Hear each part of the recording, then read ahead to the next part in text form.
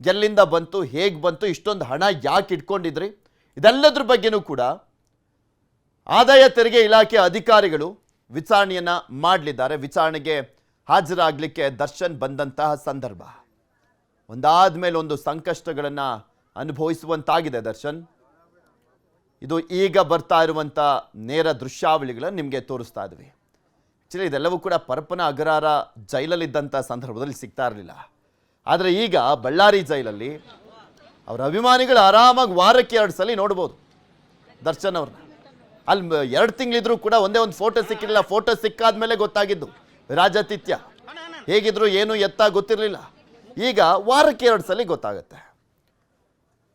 ದರ್ಶನ್ ಈಗ ವಿಚಾರಣೆಗೆ ಅಂತ ಒಳಗಡೆ ಹೋಗ್ತಾ ಇದ್ದಾರೆ.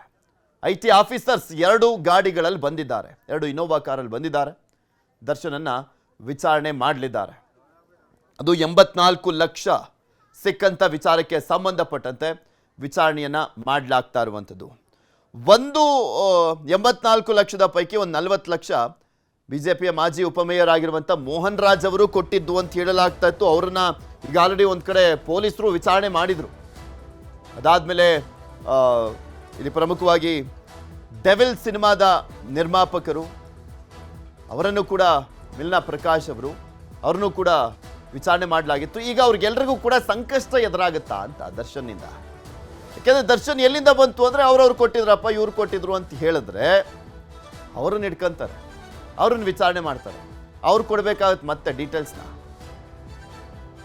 ದಾಖಲೆ ಕೊಟ್ಟರೆ ಏನಿಲ್ಲ, ಪ್ರಾಬ್ಲಮ್ ಏನಾಗಲ್ಲ. ದಾಖಲೆ ಕೊಟ್ಟರೆ, ದಾಖಲೆ ಇಲ್ಲ ಅಂದರೆ ತಗ್ಲಾಕೊಳ್ತಾರೆ. ಯಾವ ದೃಶ್ಯಾವಳಿಗಳನ್ನ ತೋರಿಸ್ತಾ ಇದ್ವಿ. ಖುಷಿಯಲ್ಲೇ ಬಂದಿದ್ದಾರೆ ದರ್ಶನ್. ಇತ್ತೀಚೆಗೆ ಅವರ ತಾಯಿ ಬಂದು ಹೋದ ಬಳಿಕ ಸ್ವಲ್ಪ ನಿರಾಳರಾದಂತೆ ಕಾಣಿಸ್ತಾ ಇದೆ ದರ್ಶನ್. ಯಾಕೆಂದ್ರೆ ಮಾಧ್ಯಮಕ್ಕೆ ಒಂದು ಅಸಹ್ಯಕರ ಸನ್ನೆಯನ್ನ ಮಾಡಿದ ಬಳಿಕ ಸಾಕಷ್ಟು ಆಕ್ರೋಶ ವ್ಯಕ್ತವಾಯಿತು. ಅದು ಅವರಿಗೆ ಗೊತ್ತಾಯಿತು. ಅದಾದ್ಮೇಲಿಂದ ಸ್ವಲ್ಪ ಡೀಸೆಂಟ್ ಆಗಿ ಬಿಹೇವ್ ಮಾಡ್ತಾ ಖುಷಿಯಲ್ಲೇ ಬರ್ತಾ ಇದ್ದಾರೆ.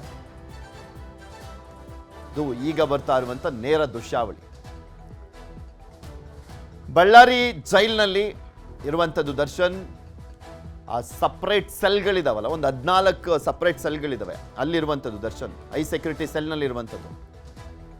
ಅಲ್ಲಿಂದ ಸೀದಾ ವಿಚಾರಣೆ ಕೊಠಡಿಗೆ ಕರ್ಕೊಂಡು ಬರಲಾಗ್ತಾ ಇದೆ.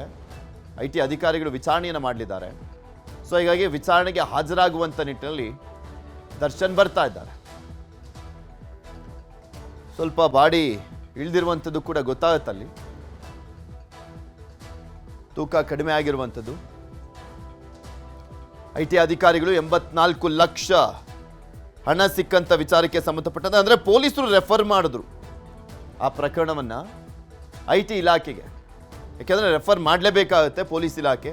ಇಷ್ಟು ದೊಡ್ಡ ಪ್ರಮಾಣದಲ್ಲಿ ಹಣ ಸಿಕ್ಕಂಥ ಸಂದರ್ಭದಲ್ಲಿ ಏನು ಎತ್ತ ಎಲ್ಲಿಂದ ಬಂತು ಹಣ ಅನ್ನುವಂಥದ್ರ ಬಗ್ಗೆ IT ಇಲಾಖೆ ಅಧಿಕಾರಿಗಳು ಡ್ರಿಲ್ ಮಾಡ್ತಾರೆ. ಅದಕ್ಕೆ ದರ್ಶನ್ ಪರವಾಗಿ ಈಗ ಆಲ್ರೆಡಿ ದರ್ಶನ್ ಪರವಾಗಿರುವಂಥ ಲೆಕ್ಕ ಪರಿಶೋಧಕರು ಮತ್ತೊಬ್ಬರು ಅಸಿಸ್ಟೆಂಟ್ ಬಂದಿದ್ದಾರೆ. ಅವರು ಅದ್ರ ಬಗ್ಗೆ ಮಾಹಿತಿಯನ್ನ ಕೊಡಲಿದ್ದಾರೆ IT ಇಲಾಖೆ ಅಧಿಕಾರಿಗಳಿಗೆ. ಅದರ ಜೊತೆಗೆ ದರ್ಶನ್ ಕೂಡ ಹೇಳ್ತಾರೆ ಏನಾಯಿತು, ಎಲ್ಲಿಂದ ಬಂತು ಹಣ, ಯಾರು ಕೊಟ್ಟಿದ್ದು.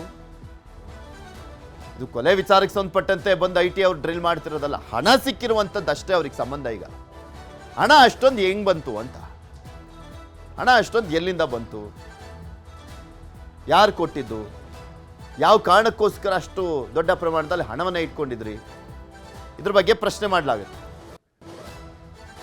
ಕನ್ನಡಿಗರ ನೆಚ್ಚಿನ ನ್ಯೂಸ್ 18 ಕನ್ನಡ ಈಗ ವಾಟ್ಸ್ಆಪ್ನಲ್ಲೂ ಲಭ್ಯ.